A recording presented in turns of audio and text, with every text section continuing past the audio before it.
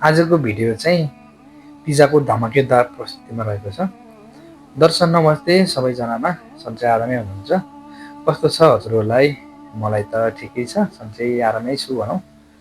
आजको यो भिडियो चाहिँ 2 वर्ष पुरानो भिडियो हो।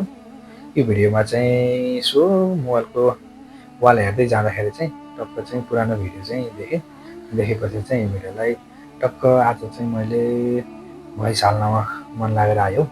यति बेलाको मोमेन्ट चाहिँ साह्रै मेमोरिजनक नै थियो। यस्तो बिजी थियो कि सायद म शब्दमा एक्सप्लेन गर्नै सक्दैन कि यति धेरै बिजी थियो होइन।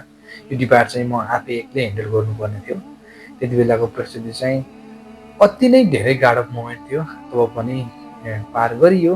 जस्तो भए नि जे भए पनि होइन, परदेशमा दुःखै हुन्छ, सबैजनालाई थाहै छ होइन। नर्मल कुरा हो यो त होइन।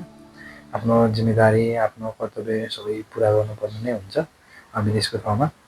यो कुरा सबैलाई अवगत नै छ। के गर्नु त नि, यस्तै छ। जस्तो चाहिँ हामी परदेशको ठाउँमा गर्नु नै पर्ने हुन्छ, आफ्नो रेस्पोन्सिबिलिटी पुरा गर्नु नै पर्ने हुन्छ। ठिकै छ, हस् त अहिलेलाई चाहिँ यति भन्दै यो भिडियोदेखि चाहिँ म बिदा हुन्छु।